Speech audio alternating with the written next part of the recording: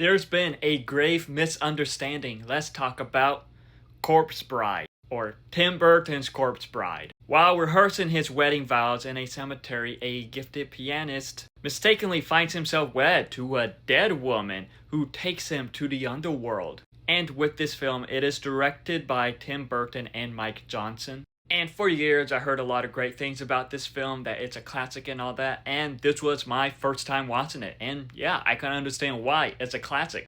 But the voice cast in this, they were amazing. From Johnny Depp, Helena, Bonham, Carter, Emily Watson, and a lot more. And what's interesting about this film is that Tim Burton and a lot of the voice cast, they were doing this at the same time as they were doing Charlie and the Chocolate Factory.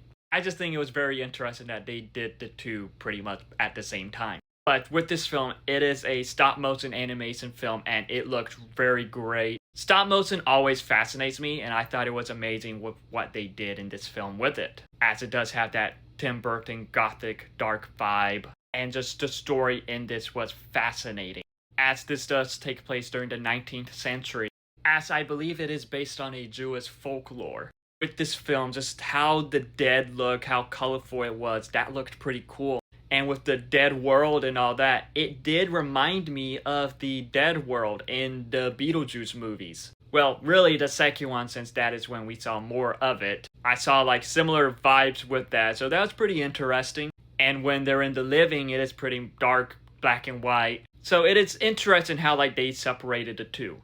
But with this film, a lot stood out from the animation, the voice cast, the voice acting, and much more. I can understand why people call this a classic. Overall, with Tim Burton's Corpse Bride, it is a great stop-motion animated film, and I can understand why people consider this a Tim Burton classic. But have you seen The Corpse Bride? If so, what are your thoughts on it? Let me know in the comments below, and follow me for more.